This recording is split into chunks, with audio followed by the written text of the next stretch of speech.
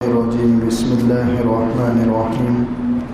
الحمد لله الذي أنزل على عبده الكتاب ولم يجعل له عوجا قيما لينذر بأسا شديدا من لدنه ويبشر المؤمنين الذين يعملون الصالحات أن لهم أجرا حسنا ماكثين فيه أبدا.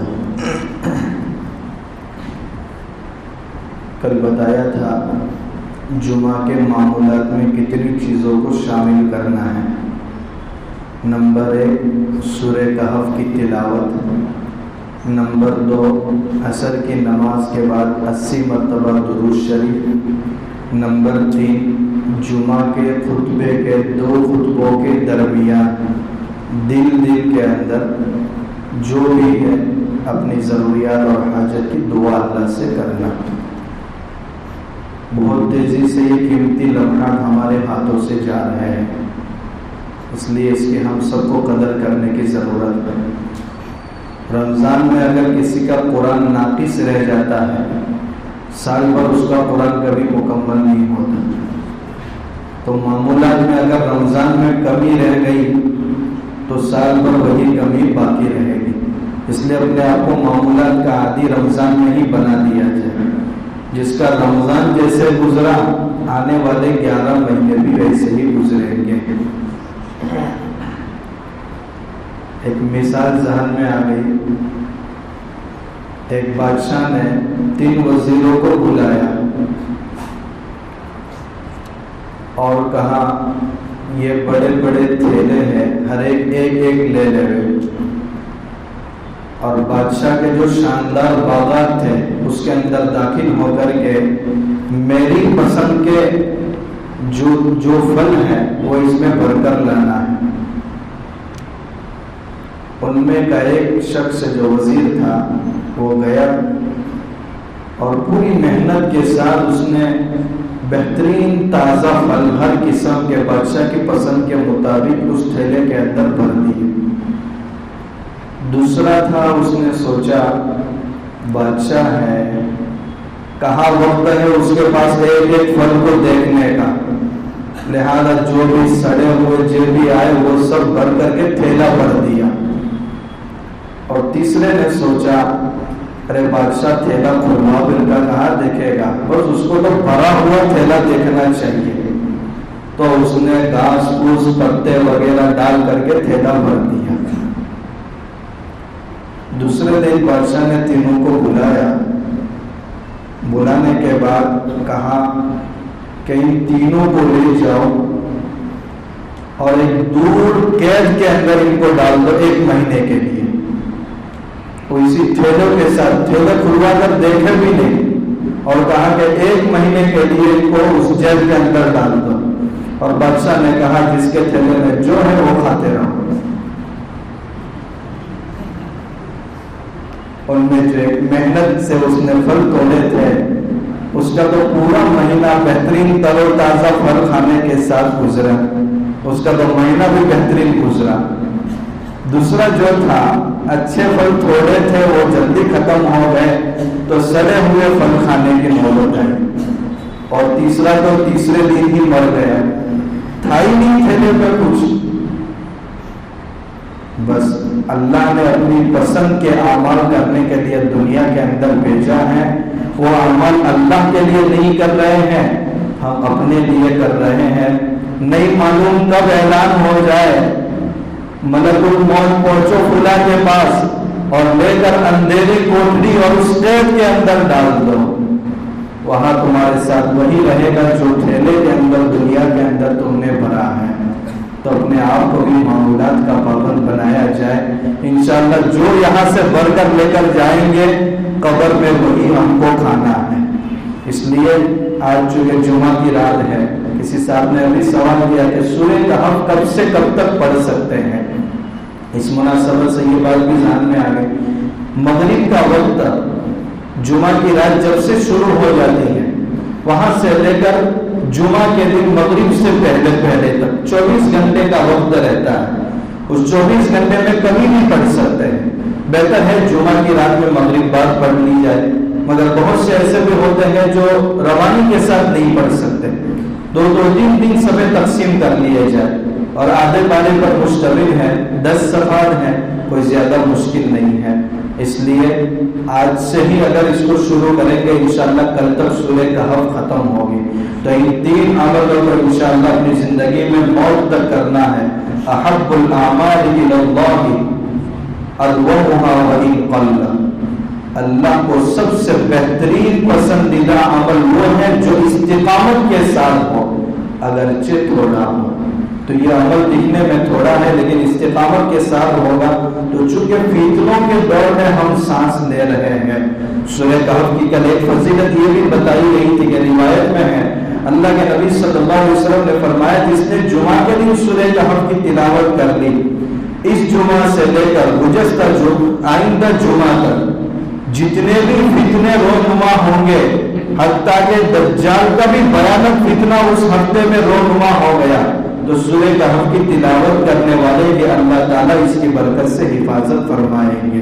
اور بھی دوسری روایتیں کل فضائل آپ کے سامنے آ گئے تھے کہ سورہ کہف کی خصوصیت یہ ہے کہ یہ بار کی 110 آیتیں ایک ساتھ اتری ہے اور 70,000 فرشتے اس کے اعزاز اور اکرام میں اس سورت کو لے کر کے اترے. اترنے کا سبب کیا بنا تھا؟ میں نے بتایا تھا کہ اللہ کے نبی صلی اللہ علیہ وسلم کی مخالفین 2 طرح کے تھے. ایک جہالت کے اندھیرے میں جی رہے تھے اور ایک وہ لوگ تھے جن کے پاس آسمانی کتابوں کا علم تھا. جب کفار نے آپ کی اسلام کی دعوت کو بڑھتے دیکھا تو انہوں نے اپنے میں سے 2 آدمیوں کا انتخاب کیا، نضر بن حارث اور عقبہ بن ابی معیط، اور ان کو بھیجا مدینہ میں. چونکہ مدینہ کے اندر یہود کے بڑے بڑے علماء تھے، وہ اہل علم تھے کیونکہ ان کے پاس آسمانی کتاب تھی. تو جا کر انکوائری کرے کہ وہ آخری نبی کے بارے میں ان کا کیا خیال ہے، کیا گمان ہے ان کا. یہ دونوں شخص ان کے پاس گئے اور جا کر ان سے صورتحال بتائی. تو انہوں نے کہا ان سے جا کر 3 سوال کرو، اگر یہ 3 سوالوں کا کما حق کہوں جواب دے دیتے ہیں تو واقعی تک اللہ کے رسول ہے، اور اگر وہ جواب نہیں دے پاتے تو وہ بات بنانے والے ہیں، اپنی نبوت کے دعوے میں وہ سچے نہیں ہو سکتے. ان میں ایک سوال یہ تھا کہ ان نوجوانوں کا واقعہ کیا ہے جو اپنا ایمان بچانے کے لیے الگ ہو گئے تھے اور دار میں سو گئے تھے اور اتنے سالوں تک وہ سوتے رہے، ان نوجوانوں کا واقعہ کیا ہے. دوسرا سوال کیا تھا کہ ایک وہ بادشاہ ہے جس نے فتح کرنے کے لیے دنیا کو مشرق اور مغرب اور تمام سمتوں کا سفر کیا، اس بادشاہ کا قصہ کیا ہے، ذوالقرنین کے بارے میں، سکندر کے بارے میں. اور تیسرا سوال تھا روح کی کیا حقیقت ہے جو انسان کے جسم میں ہے. ان میں سے 2 سوالوں کے جواب سورہ کہف میں دیے گئے اور روح کے متعلق مبہم طور پر حکمت کے تقاضے کے مطابق مجمل جواب دیا، کیونکہ روح کی حقیقت کو سمجھنا انسان کے بس میں نہیں ہے. کئی لوگوں نے کوشش بھی کی کہ مرنے والے کو کانچ کی پیٹی کے اندر بند کر دیا، روح کو نکلتے ہوئے دیکھے یا بند کرے، لیکن یہ چیزیں انسان کے کنٹرول میں نہیں ہیں. تو یہ صحیح اجمالی طور پر سورہ بنی اسرائیل جو سورہ کہف سے متصلاً پہلے سورہ ہے اس کے اندر اس کا جواب دیا. یہ دونوں یہ 3 سوالات لے کر کے مکہ آئے اور انہوں نے آ کر کہا ہم ایک فیصلہ کن بات لے کر کے آئے ہیں، اس سے فیصلہ ہو جائے گا کہ یہ شخص اپنی نبوت کے دعوے میں سچا ہے یا نہیں ہے. چنانچہ کفار وہی 3 سوال لے کر اللہ کے نبی صلی اللہ علیہ وسلم کے پاس آئے اور 3 سوالات پیش کیے. آپ صلی اللہ علیہ وسلم نے چونکہ وحی کے ذریعے آپ کو ساری چیزیں بتا دی جاتی تھی تو آپ نے فرمایا انی فاعل ذلک غدا، میں آئندہ کل اس کا جواب دوں گا، مگر آپ انشاءاللہ کہنا بھول گئے. دوسرے دن یہ لوگ آ کر کے کھڑے رہے کہ 3 سوالوں کا جواب دو، مگر وہی نہیں آئے. تو آپ صلی اللہ علیہ وسلم نے فرمایا کل جواب دوں گا. پھر دوسرے دن آ کر کھڑے ہوئے مگر وہی نہیں آئی. 15 دن تک مسلسل وحی نہیں آئی اور اللہ کے نبی صلی اللہ علیہ وسلم بہت بے چین بھی ہوئے اور رنجیدہ بھی ہوئے، کیونکہ انشاءاللہ کہنا بھول گئے تھے۔ مقرب لوگوں کو بہت زیادہ آزمایا جاتا ہے، جن سے محبت ہوتی ہے ان کی تربیت کے خاطر ان کو سزا بھی زیادہ دی جاتی ہے۔ اس لیے اگر باپ آپ کو زیادہ ڈانٹتا ہے تو یہ سمجھو کہ ان کے دل میں محبت آپ کی زیادہ ہے۔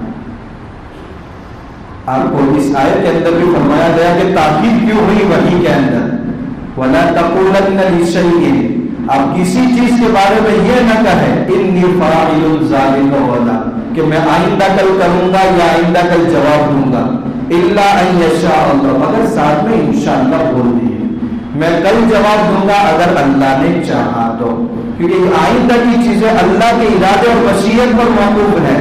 اللہ کی مشیت کے بغیر وہ کام آپ نہیں کر سکتے۔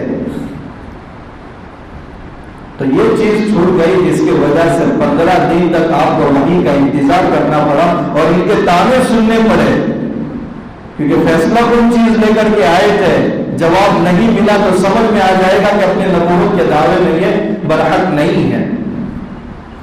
ایک لطیفہ تاکہ آپ کی نیند ختم ہو جائے، ایک صاحب دونوں جیب بھرے ہوئے، سامنے بھی جیب تھا وہ بھی بھرا ہوا پیسوں سے، سب کو کہہ رہے ہیں مارکیٹ میں جاؤں گا، بہترین BMW خرید کر آؤں گا، سواری کروں گا اور گھومنے کے لیے جاؤں گا۔ لوگوں نے کہا اتنی باتیں صاحب بول رہے ہیں لیکن انشاءاللہ بول دیجیے۔ ارے انشاءاللہ کا وہ بولنے کا، پیسے بھرے ہوئے ہیں، مارکیٹ میں بہترین گاڑیاں بھی ہیں اور اس کے بعد بھی انشاءاللہ بولنے کا۔ گئے مارکیٹ کے اندر، سودا ہو گیا، اتنے میں کسی نے دونوں جیب کاٹ دیے اور پیسہ دے کر کے روانہ ہو گئے، انسان کو پتہ ہی نہیں چلا۔ اب یہ جو پیسے دینے کی باری آئی تو دونوں ہاتھ بالکل نیچے نکل گئے، پیسہ ہی نہیں ہے، سودا کینسل ہو گیا اور واپس آ گئے منہ لٹکاتے ہوئے۔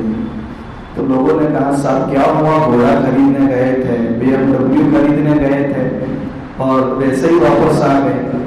کہا میں گھر سے نکلا تھا انشاءاللہ، مارکیٹ میں گیا تھا انشاءاللہ، سودا ہوا انشاءاللہ، پکا سودا ہو گیا انشاءاللہ، جیب میں ہاتھ ڈالا انشاءاللہ، پیسے چوری ہو گئے انشاءاللہ۔ بھائی اس وقت تو ایک بھی بات کہنے کو تیار نہیں تھے، یہاں تو ہر چیز کے بعد آپ انشاءاللہ کہہ رہے ہیں۔ تو اگر آئندہ کے متعلق اگر کوئی بات کہہ رہے ہیں تو اس میں انشاءاللہ کہہ دینا چاہیے کہ اللہ کے نبی صلی اللہ علیہ وسلم کو تربیت دی گئی اس انداز سے۔ خیر آپ صلی اللہ علیہ وسلم نے پھر اصحاب کہف کے متعلق مفصل جواب جو سورہ کہف میں ہے، لیکن پورے جغرافیائی اعتبار سے، تاریخی اعتبار سے اصحاب کہف کون لوگ ہیں، کتنے تھے، ان کا غار کہاں ہے، قرآن اس سے بحث نہیں کرتا۔ کسی بھی واقعے کے قرآن وہی جو ذکر کرتا ہے جس سے کچھ نصیحتیں حاصل ہوتی ہیں۔ صرف سورہ یوسف ایک واقعہ وہ ہے جو مفصل انداز میں اللہ تعالیٰ نے وہ بیان فرمایا ہے، اور اس کو بھی مفصل انداز میں بیان فرمانے کی کیا حکمت ہے، اور حکمتیں پہلے آ چکی ہیں اس لیے اس کو دوبارہ ذکر نہیں کی تھی۔ لیکن سورہ کہف کے اندر جو اصحاب کہف کا قصہ ہے اس میں صرف وہی پہلو مذکور ہے جن سے کچھ نصیحتیں حاصل ہوتی ہیں۔ شروع کی 10 آیات کے بارے میں نے کل کہا تھا کہ جس نے ان 10 آیات کو حفظ کر لیا وہ بھی دجال کے فتنے سے محفوظ رہے گا۔ تو 10 آیات کا ہم ترجمہ بھی کریں گے اور اس کو سمجھیں گے۔ تمام تعریف اس اللہ کے لیے ہے جس اللہ نے اپنے بندے پر کتاب کو نازل کیا، محمد صلی اللہ علیہ وسلم پر قرآن اتارا، وَلَمْ يَجْعَلْ لَهُ عِوَجًا، اور اس میں کسی قسم کی کوئی کمی بالکل اللہ نے نہیں رکھی، نہ الفاظ کے اعتبار سے کہ فصاحت اور بلاغت میں کوئی کمی ہے، نہ معنی کے اعتبار سے کہ اس کے سارے احکامات عقل اور حکمت کے خلاف ہیں، ایسی کوئی بات نہیں۔ قیمہ، بالکل درست اور سیدھا قرآن ہے۔ لِيُنْزِلَ بَأْسًا شَدِيدًا مِّن لَدُنْهُ، قرآن کیوں اتارا اس کی وجہ بیان کی۔ کافروں کو اللہ کی طرف سے دیے جانے والے بھیانک انجام سے اور بھیانک عذاب سے قرآن کے ذریعے ڈرایا جائے۔ وَيُبَشِّرُ الْمُؤْمِنِينَ الَّذِينَ يَعْمَلُونَ الصَّالِحَاتِ، اور جو لوگ ایمان لانے کے بعد عمل صالح بھی کر رہے ہیں ان کو بشارت دی جائے کہ ان کے لیے بہترین اجر قیامت کے دن ملے گا، ماں کسی نفی ابدا، ہمیشہ ہمیشہ وہ بدلے کے اندر رہیں گے اور اچھے انجام میں رہیں گے۔ وَيُنذِرَ الَّذِينَ قَالُوا اتَّخَذَ اللَّهُ وَلَدًا، ان کافروں میں، ان منکرین میں خاص طور پر ان لوگوں کو بھی ڈرائے جنہوں نے اللہ کے متعلق اتنا بھیانک عقیدہ اختیار کر رکھا ہے کہ انہوں نے کہا نعوذ باللہ اللہ نے اپنے لیے اولاد کو بنایا۔ یہ کافروں کا بھی عقیدہ تھا، یہودیوں کا بھی عقیدہ تھا اور عیسائیوں کا بھی عقیدہ تھا۔ کافر کیا کہتے تھے؟ وَيَجْعَلُونَ لِلَّهِ الْبَنَاتِ، نعوذ باللہ وہ اللہ کے لیے بیٹیاں تجویز کرتے تھے، کہتے تھے فرشتے اللہ کے لیے بیٹیاں ہیں، نعوذ باللہ۔ اور یہود کہتے تھے حضرت عزیر، وقالت اليہود عزیر ابن اللہ، حضرت عزیر نعوذ باللہ اللہ کے بیٹے ہیں، اور عیسائی کہتے تھے حضرت عیسیٰ اللہ کے بیٹے ہیں۔ تو اولاد اللہ کے لیے تجویز کرنے والے یہ لوگ، ان کو بھی خطرناک عذاب سے ڈرا ہے۔ دیکھیے یہ کتنا بھیانک اللہ کی طرف انتساب ہے اور نسبت ہے کہ سورہ مریم میں اللہ تعالیٰ نے فرمایا تکاد السماوات یتفطرن، تمہارے اس بھیانک عقیدے کی وجہ سے تو آسمان کو پھٹ جانا چاہیے تھا، زمین کو بھی شق ہو جانا چاہیے تھا اور پہاڑ بھی ریزہ ریزہ ہو جانے چاہیے تھے۔ تم کس کمزور مخلوق کی نسبت اللہ کی طرف کر رہے ہیں؟ دیکھیے انتساب غلط ہوتا ہے تو انسان کی بھی غیرت برداشت نہیں کرتی۔ ایک کتے کا بچہ ہو اور اس کو منسوب کر دیا جائے کہ یہ انسان کا بچہ ہے، برداشت کرے گا وہ؟ بالکل نہیں۔ ایک انسان کے بچے کو کہہ دیا جائے کہ یہ کتے کا بچہ ہے، بالکل برداشت نہیں کرے گا۔ اور آج کے زمانے کے حساب سے آسان بھی حساب، لیکن وہ ذکر کرنا مناسب بھی نہیں لگ رہا۔ تو اللہ ایک خالق ذات ہے، وہ عظیم ہستی ہے، اور ایک انسان مخلوق اور کمزور ہے، اس کے باوجود بھی اس کو اللہ کی اولاد قرار دیں گے۔ اس لیے تو تخرج من افواہہم کبرت کلمۃ تخرج من افواہہم، تمہارے منہ سے کتنی بھیانک بات نکل رہی ہے۔ ارے اولاد کی ضرورت تو اس کو پڑتی ہے جس کو بڑھاپا لاحق ہونے والا ہو، جس کو محتاج کی لاحق ہونے والی ہو، جس کو سہارے کی ضرورت پڑتی ہو۔ اللہ کو کس سہارے کی ضرورت ہے؟ اس لیے اولاد کا انتساب اللہ کی طرف قطعاً جائز نہیں ہے۔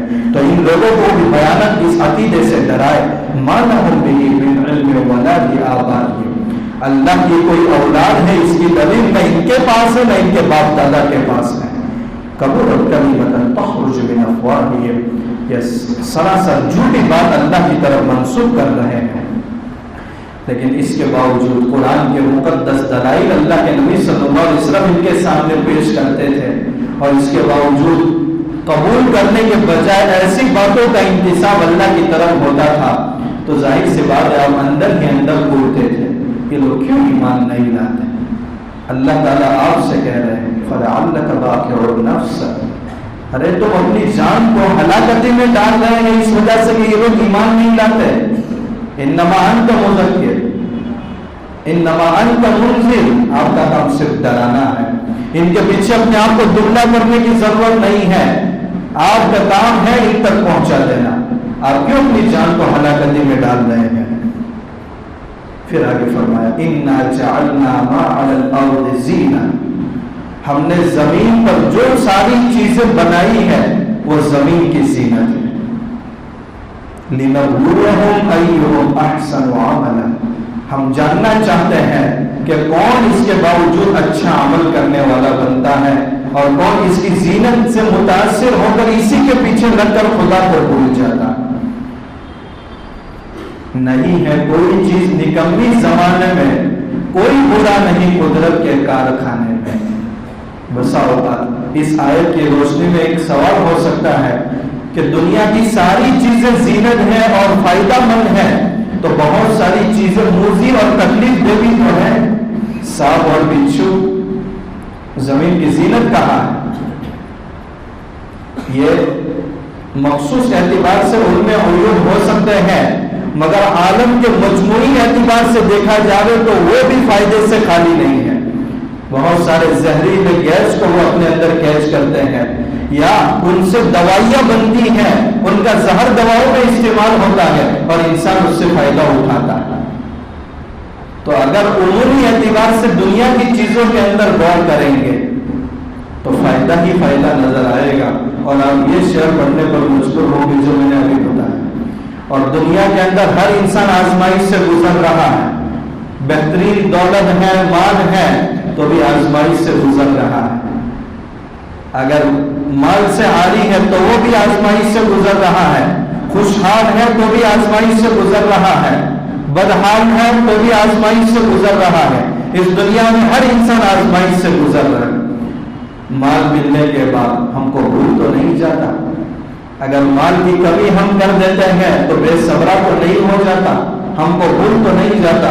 اس لیے ہر انسان اس دنیا میں آزمائش سے گزر رہا ہے. اور اللہ تعالیٰ نے دنیا کی یہ رنگ و رونق کیوں بنائی ہے؟ تاکہ جنت کا شوق پیدا ہو. اگر دنیا کی یہ نعمتیں ہی نہ ہوتی اور جنت کی نعمتوں کا تذکرہ ہوتا تو ظاہر سی بات ہے جن نعمتوں کا کچھ مزہ ہی چکھا نہیں ہے ان نعمتوں کا شوق ہی کیسے پیدا ہوتا. اس لیے اللہ تعالیٰ نے دنیا کی نعمتوں کو آزمائش کے لیے بھی بنایا ہے اور جنت کا اپنے اندر شوق پیدا کرنے کے لیے بھی بنایا ہے. ورنہ ایک وقت وہ بھی آئے گا وَإِنَّا لَجَاعِلُونَ مَا عَلَيْهَا صَعِيدًا جُرُزًا, ہم اس سرزمین کی ساری رونق کو ختم کر کے اس کو چٹیل میدان بنا دیں گے. پھر آگے فرمایا ام حسبت ان اصحاب الکهف والرقیم کانوا من آیاتنا عجبا, کہ آپ گمان کر رہے ہیں کہ اصحاب کہف اور اصحاب الرقیم کا واقعہ تعجب خیز باتوں میں سے ہے, اس لیے آپ سوال کر رہے ہیں. ارے اس سے زیادہ تعجب کی بات تو یہ ہے کہ یہ کائنات تھی نہیں, اتنا بڑا سورج, چاند, آسمان, زمین اللہ نے بنائے ہیں, اس کا پیدا کرنے والا اللہ کے علاوہ کوئی نہیں. اس میں غور کرتے تو یہ زیادہ تعجب کی چیز ہے اصحاب کہف کے قصے سے بنسبت. تو تم کو یہ بڑا تعجب لگ رہا ہے, تعجب تو ان چیزوں پر ہونا چاہیے. اس میں دو لفظ استعمال فرمائے ہیں اللہ تعالیٰ نے, اصحاب الکہف اور اصحاب الرقیم. کہف کے معنی ہے غار کے, پہاڑ کے اندر چھوٹا غار بھی ہوتا ہے اور بڑا غار بھی ہوتا ہے. چھوٹا غار اس کو غار کہتے ہیں اور وہ وسیع اور چوڑا ہو اس کو کہف کہتے ہیں. چونکہ یہ بڑے اور وسیع غار کے اندر سوئے تھے اس لیے ان کو اصحاب الکہف کہا گیا, اور اسی غار کی مناسبت سے پوری سورت کا نام سورۃ الکہف رکھا گیا. دوسرا کہا گیا اصحاب الرقیم. رقیم کس کو کہتے ہیں؟ رقیم کے معنی ہے لکھی ہوئی چیز. جب یہ اصحاب کہف بیدار ہوئے تھے اور اس کے بعد اس وقت کا جو بادشاہ تھا وہ جب دیکھنے کے لیے گیا تو سب پر موت طاری ہو چکی تھی, تو ان کے نام کی ایک تختی لکھوا کر کے وہاں اسی پہاڑ کے اور اسی غار پر لگا دی تھی.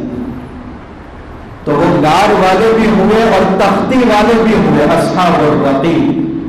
اس لیے ان کو اصحاب الکہف بھی کہا گیا اور اصحاب الرقیم بھی کہا گیا. لیکن امام بخاری رحمۃ اللہ علیہ کے نزدیک اصحاب الکہف الگ ہے اور اصحاب الرقیم الگ ہے.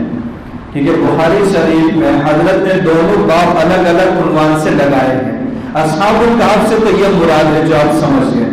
اصحاب الرقیم چھوٹے غار والے, وہ 3 شخصوں کا قصہ شاید آپ کے ذہن میں ہوگا کہ وہ گھر سے نکلے تھے اور ایک غار کے اندر رکے تھے, تو چٹان نے ایک مرتبہ جب چٹان لڑک کر کے گری تو غار کا منہ بند ہو گیا تھا, پورا منہ بند ہو گیا تھا, اور انہوں نے اپنے نیک عمل کا واسطہ دیا تو ہر ایک کے عمل سے وہ چٹان ہٹتی گئی. تو وہ غار والوں کا قصہ بھی ہے. تو اصحاب الرقیم سے ان 3 شخصوں کا قصہ حضرت امام بخاری رحمۃ اللہ علیہ نے مراد دیا ہے اور اصحاب الکہف سے یہ واقعہ مراد دیا ہے. لیکن کوئی بڑی بات نہیں ہے, اصحاب الرقیم سے اصحاب الکہف کی مراد ہے, کیونکہ یہاں اصحاب الکہف اور اصحاب الرقیم کا ایک ہی واقعہ ذکر کیا جا رہا ہے. وہ واقعہ جو 3 شخصوں کا ہے وہ اس قرآن میں, اس آیت میں, سورت میں نہیں ہے, اس لیے دونوں سے وہی مراد ہے. واقعہ کیا ہوا تھا؟ جب ان کے زمانے میں چونکہ بت پرست قوم تھی وہ. یہ اصحاب الکہف جس وقت الگ ہوئے تھے سن عیسوی 250 میں اور 300 سال غار میں سوتے رہے، تو بیدار ہونے کا واقعہ جو پیش آیا ہے وہ 550 عیسوی میں پیش آیا، اور اللہ کے نبی صلی اللہ علیہ وسلم کی پیدائش 571 میں. تو آپ کی پیدائش سے کتنے سال پہلے بیداری کا واقعہ پیش آیا؟ 20 سال پہلے. بادشاہ جو تھا دقیانوس لوگوں کو بت پرستی پر مجبور کرتا تھا. جب قوم کے میلے کا دن تھا تو سب لوگ نکلے، تو یہ نوجوان بھی نکلے، ایک دوسرے کو جانتے تک نہیں تھے وہ بھی نکلے، اور انہوں نے دیکھا کہ جانوروں کی قربانیاں ہو رہی ہیں اور بتوں کی پوجا ہو رہی ہے جن بتوں کو انہوں نے اپنے ہاتھوں سے بنایا ہے. تو ایک جوان کے دل میں یہ بات آئی کہ یہ کیسے اللہ کو چھوڑ کر جس نے پوری کائنات بنائی ہے اپنے وجود میں جو محتاج ہیں ان کی پرستش کی جا رہی ہے. تو بس یہ دل میں بات آنے سے ایک نوجوان الگ ہو گیا اور درخت کے نیچے جا کر بیٹھ گیا. اتنے میں دوسرے نوجوان کے دل میں بھی وہی بات آئی، وہ بھی الگ ہو گئے. اس طریقے سے ایک نوجوان کی پوری ٹیم الگ ہو کر کے وہاں بیٹھ گئے.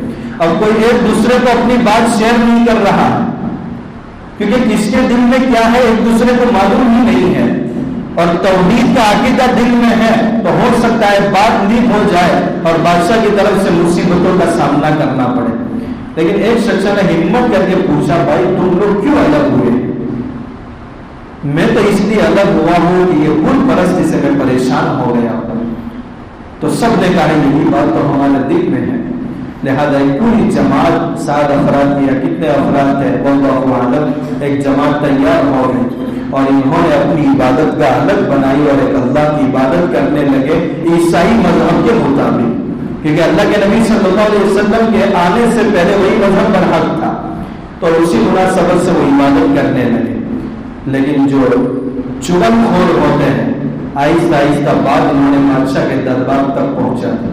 یہ سارے خوشحال گھرانے سے تعلق رکھنے والے تھے، شہزادے تھے سب. بادشاہ نے ان کو دربار میں بلایا، اب نوجوان بھی تھے. دیکھیے نوجوان جوانی کی حالت میں ہی اپنے اعمال اور اخلاق کی اصلاح کر لگے. بڑھاپے میں وہی آدمی انسان وہی کام کرتا ہے جوانی سے جس کی لت اور عادت بنی ہوئی. اس لیے جوانی میں ہی اپنی زندگی کو سدھارنے کی کوشش کرنی چاہیے. پھر درخت بڑا ہونے کے بعد اس کو سیدھا کرنا بہت مشکل ہو جاتا ہے. اس لیے اپنے اعمال کی اخلاق کی اصلاح جوانی کے عالم میں ہی کرنی چاہیے. یہ جوان تھے، سب کو بلایا اور بادشاہ نے کہا سنا ہے تم نے عقیدہ توحید اختیار کر لیا ہے. اللہ تعالیٰ فرماتے وَرَبَطْنَا عَلَىٰ قُلُوبِهِمْ إِذْ قَامُوا، ہم نے ان کے دلوں کو مضبوط کر دیا تھا جب یہ بادشاہ کے سامنے کھڑے تھے. بادشاہ سے کہہ دیا ربنا اللہ رب السماوات والارض، ہمارا رب وہ ہے جو آسمان اور زمین کا رب ہے، اس کو چھوڑ کر ہم کسی خدا کی پرستش نہیں کر سکتے. اگر ہم اس اللہ کو چھوڑ کر دوسرے معبودان باطلہ کی پرستش کر رہے ہیں تو ہم بیجا بات میں مشغول ہونے والے ہو جائیں گے. بادشاہ نے کہا تم نوجوان ہو، خوشحال ہو، تمہیں مہلت دے رہا ہوں. ان سے اچھے کپڑے اتروا لیے تھے بادشاہ نے اور ان کو کہا تھا مہلت دے رہا ہوں، سوچ کر کے مجھے جواب دو. یہ مہلت تھی اور اللہ کی طرف سے راہ فرار کا ایک موقع تھا ان کے لیے. چنانچہ مہلت ملی اور وہ پورا سامان تیار کر کے وہاں سے نکل گئے. اور اللہ تعالیٰ کی طرف سے جو بتایا گیا تھا انہوں نے دعا کی تھی کہ اللہ ہم کو اس مقصد کے اندر کامیابی عطا فرما اور اس مقصد کے لیے جو اسباب درکار ہے وہ اسباب بھی ہمیں مہیا فرما. چنانچہ وہ الگ ہو گئے اور اس گھر کی طرف پہنچ گئے اور گھر میں جا کر کے سوئے تھے تھکان کی وجہ سے تو سوتے رہ گئے. اللہ تعالیٰ فرماتے فَضَرَبْنَا عَلَىٰ آذَانِهِمْ، ہم نے ان کے کانوں کو بند کر دیا. دیکھیے انسان سوتا ہے تو آنکھیں پہلے بند ہوتی ہیں، کان سب سنتے رہتے ہیں، اللہ تعالیٰ فرماتے ہیں ہم نے ان کے کانوں کو بند کر دیا. کان کب بند ہوتے ہیں؟ جب گہری نیند لگ جاتی ہے تو پھر کان بند ہو جاتے ہیں. اور سب سے پہلے کان ہی بیدار ہوتے ہیں. آواز کان میں پہنچی، سحری کا وقت ہو گیا ہے، تو پھر آنکھیں کھلتی ہیں. تو کان بعد میں بند ہوتے ہیں اور پہلے کھلتے ہیں. اللہ تعالیٰ فرماتے ہیں ہم نے ان کے پہلے کانوں کو بند کر دیا. مطلب آنکھیں بند ہونے کے بعد کان بھی بند ہو گئے، مطلب وہ سو گئے تھے. پھر جب اٹھے کتنے سال ہوئے تھے؟ 309 سال. قرآن نے کہا 300 سال اور 9 سال. چونکہ شمسی سالوں میں اور قمری سالوں میں فرق ہے.